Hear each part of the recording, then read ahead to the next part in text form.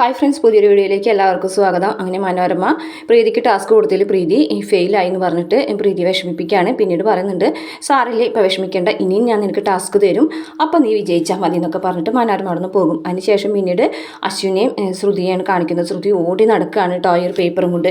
അപ്പോൾ അശ്വിനാണെന്നുണ്ട് പിന്നെ കൊണ്ടുണ്ട് ബാൽക്കണിയിൽ അറ്റത്തെത്തുമ്പോൾ ശ്രുതി ആ ഒരു പേപ്പറൊക്കെ പതുക്കനെ ഇങ്ങനെ കീറി കയ്യിൽ വെക്കുന്നുണ്ട്.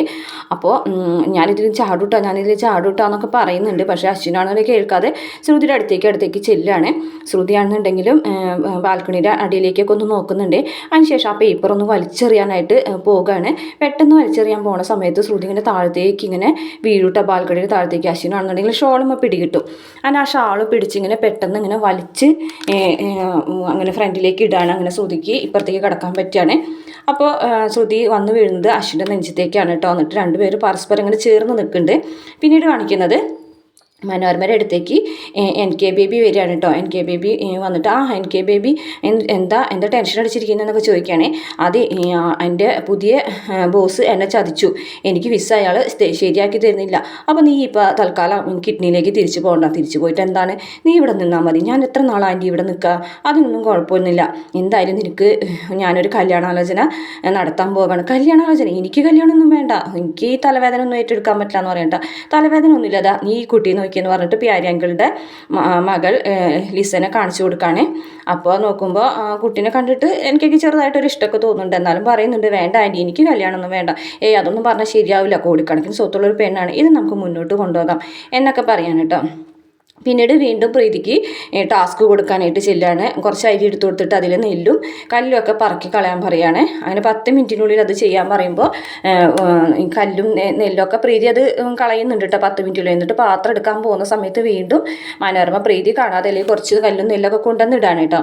അപ്പോൾ പിന്നെ നോക്കുമ്പോൾ മനോരമ പറയാം, അയ്യോ ഇതിൽ കല്ലും നെല്ലൊക്കെ ഉണ്ടല്ലോ, അയ്യോ ആൻറ്റി ഞാനതൊക്കെ ക്ലീൻ ചെയ്താണല്ലോ, എന്താ നിൻ്റെ വീട്ടിൽ കല്ലും നെല്ലൊക്കെയാണോ ഭക്ഷിക്കുന്നത് എന്ന് ചോദിക്കുകയാണേ. അപ്പോൾ പറയുന്നുണ്ട്, പ്രീതി പറഞ്ഞു, ഞങ്ങൾക്ക് അങ്ങനെ കല്ലും നെല്ലൊന്നും പൊഴുകി തിന്നേണ്ട ഗതികേടൊന്നും വന്നിട്ടില്ല. നല്ല തറുതല പറയുന്നുണ്ടല്ലോ എന്നൊക്കെ ചോദിച്ചിട്ട് വഴക്ക് പറയാനിട്ട്. എന്തായാലും നീ ഈ ടാസ്കിൽ തോറ്റു, അതുകൊണ്ട് നീ ഈ വീട്ടിലെ നല്ല മരുമകളെ അല്ല എന്ന് പറഞ്ഞിട്ട് മനോരമ പോകുമ്പോൾ പ്രീതി ഇങ്ങനെ കരഞ്ഞുകൊണ്ട് നിൽക്കുന്നുണ്ട്. ഇതേ സമയം അശ്വിനും ശ്രുതി ഇങ്ങനെ ചേർന്ന് നിൽക്കുകയാണ് കേട്ടോ. ശ്രുതിനെ ഇങ്ങനെ ചേർത്ത് അശ്വിൻ നെഞ്ചോട് ചേർത്ത് പിടിച്ചിട്ടുണ്ട്. എന്നിട്ട് ഇങ്ങനെ കുറച്ച് നേരമായൊരു പിണക്കങ്ങളൊക്കെ മറന്ന് പരസ്പരം അങ്ങനെ കണ്ണിൽ നോക്കി നിൽക്കുന്നുണ്ട്. പിന്നെ പെട്ടെന്ന് തന്നെ ശ്രുതിനെ തള്ളി മാറ്റി എന്നിട്ട് പറയുന്നുണ്ട്, ഈ ഡോക്യുമെൻറ്റ്സൊക്കെ എനിക്ക് ഉണ്ടാക്കാനായിട്ട് നിമിഷ സമയം മതി, നീ അത് കീറിക്കളഞ്ഞെന്ന് വിചാരിച്ചിട്ട് എനിക്കത് ഉണ്ടാക്കാൻ പറ്റാതെ ഒന്നും ഇരിക്കില്ല. ആകാശിനെ കൊണ്ട് എനിക്ക് സൈൻ ചെയ്യിക്കാനും പ്രീതി ഈ വീട്ടിലുള്ളിടത്തോളം കാലം പ്രീതിനെ കൊണ്ട് സൈൻ ചെയ്യിക്കാനും എനിക്കത് കഴിയും. നീ ഓർത്തോ, ഞാൻ പറഞ്ഞതുപോലെ 6 മാസക്കാലം ഞാൻ പറഞ്ഞതനുസരിച്ച് നീ നിന്നില്ല എന്നുണ്ടെങ്കിൽ I will show you who I am, mind it എന്നൊക്കെ പറഞ്ഞിട്ട് ദേഷ്യത്തോട് കൂടിയിട്ട് അവിടെ നിന്ന് അശ്വിൻ പോവുകയാണ്. പിന്നീട് മോഹനങ്ങളുടെ അടുത്ത് വന്നിട്ട് മനോരമ പറയുന്നുണ്ട്, NK ബേബിക്ക് ഇങ്ങനെ കല്യാണം ആലോചിക്കാമെന്ന് തീരുമാനിക്കുകയാണ്. എന്നിട്ട് അവൻ കല്യാണത്തിന് സമ്മതിച്ചോ എന്ന് ചോദിക്കുകയാണ്.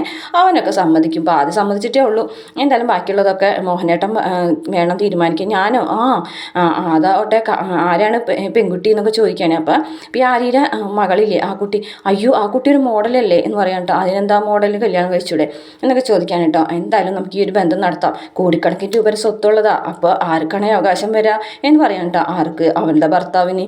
അപ്പോൾ ഭർത്താവിന് പറഞ്ഞാൽ അച്ഛനമ്മയുടെ സ്ഥാനത്ത് നിന്ന് നമ്മൾ നടത്തി കൊടുത്താലേ നമ്മൾക്കും കിട്ടും. എൻ്റെ മനോരമേ, നിൻ്റെ ഒരു ബുദ്ധി, നീ ഈ വക ചിന്തകളൊന്നും കൊണ്ട് നടക്കാതെ മനസ്സിൽ കൊണ്ട് നടക്കല്ലേ എന്നൊക്കെ പറയാണ്. എന്തായാലും അശ്വിനോടും അമ്മയോടൊക്കെ ഈ കാര്യം സംസാരിക്കണം എന്നൊക്കെ മോഹനോട് പറയാണ് കേട്ടോ മനോരമ. അപ്പോഴേക്കും അമ്മ അവിടേക്ക് വരികയാണ്. അപ്പോൾ മുത്തശ്ശി ഇങ്ങനെ ചോദിക്കുന്നുണ്ട്, എന്താ ഞാനും കൂടെ കേൾക്കേണ്ട കാര്യമാണോ എന്ന് പറയണം. അപ്പോൾ അമ്മനോട് പറയാൻ പറഞ്ഞ കാര്യമാണ് ഇവള്. അതെ, എനിക്കൊരു കല്യാണം ആലോചിക്കുന്ന കാര്യമാണ്. എനിക്ക് കല്യാണം അപ്പോൾ കഴിക്കാമെന്ന് പറഞ്ഞോ, നല്ല കാര്യമാണത് എന്ന് പറയട്ടോ. കണ്ടോ, അമ്മ സമ്മതിച്ചു.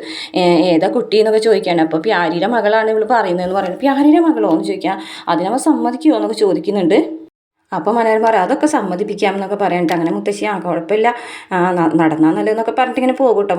മോഹനങ്ങളാണെന്നുണ്ടെങ്കിലും അത്ര താല്പര്യമില്ലാത്ത മട്ടിൽ അവിടെ നിന്ന് പോകും. അതിന് ശേഷം മനോരമ പ്യാരിങ്കളിനെ ഫോണിൽ വിളിക്കുകയാണ്. എന്നിട്ടിങ്ങനെ വിശേഷങ്ങളൊക്കെ ചോദിക്കുകയാണ്. എന്താ മനോരമ വിശേഷം? അത് ഈ ആഴ്ച ഇങ്ങോട്ടൊന്ന് ഇറങ്ങുമോ എന്ന് ചോദിക്കുകയാണ്. എന്താ എന്തെങ്കിലും വിശേഷിച്ചുണ്ടോ? വിശേഷമൊക്കെ വന്നിട്ട് പറയാം. ഫോണിൽ കൂടെ ടോക്കേണ്ട കാര്യമില്ലല്ലോ. മോളെവിടെ? മോള് ബാംഗ്ലൂർക്ക് പോയി, നാളെ കാലത്ത് അവൾ വരും, എങ്കിൽ മോളെയും കൂട്ടി ഇങ്ങോട്ട് വാ, നമുക്കൊരു കാര്യം സംസാരിക്കാനുണ്ടെന്ന് പറയുന്നുണ്ട് കേട്ടോ. അത് കാണിച്ചുകൊണ്ടാണ് ഇന്നത്തെ എപ്പിസോഡ് അവസാനിക്കുന്ന. വീഡിയോ ഇഷ്ടപ്പെട്ടാൽ മറക്കാതെ ചാനൽ ഒന്ന് സബ്സ്ക്രൈബ് ചെയ്ത് സപ്പോർട്ട് ചെയ്യണേ.